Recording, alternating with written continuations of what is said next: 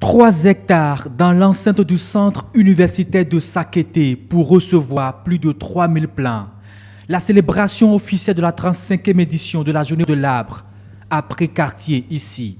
Un choix qui colle bien avec le thème « Arbre et éducation pour une économie verte durable ». Les espèces autochtones jouent un rôle très important en matière d'écologie. C'est la première autorité de ce centre. Plus qu'un discours de bienvenue, c'était un cours d'écologie. Et en participant à la séquestration du carbone. Il est connu que les espèces autochtones prennent jusqu'à 10-12 ans avant de donner leurs premiers fruits. Nous avons des chercheurs dans cette université qui ont développé des techniques pour que, par exemple, la pomme sauvage, au bout de 2-3 ans, fructifie et que le baobab, au bout de 5-6 ans, commence à donner ses premiers fruits. Elle aura donné le ton à cette célébration, une restauration du couvert végétal qui met un accent particulier sur les espèces autochtones.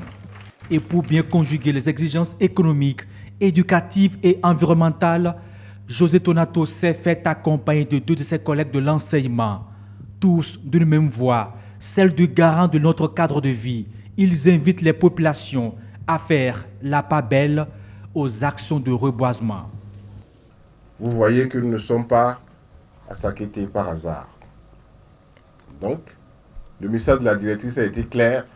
J'ai été heureux d'entendre cet enseignement et je vais le porter.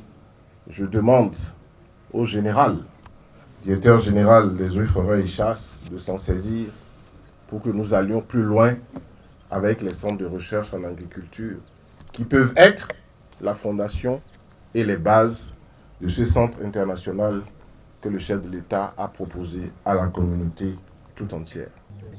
Passé ce acte protocolaire, ils sont passés tous à l'action. Ils ont mis en terre des plants sur toute la surface.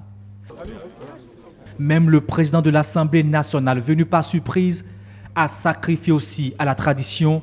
Il a mis en terre ce plant de cocotier.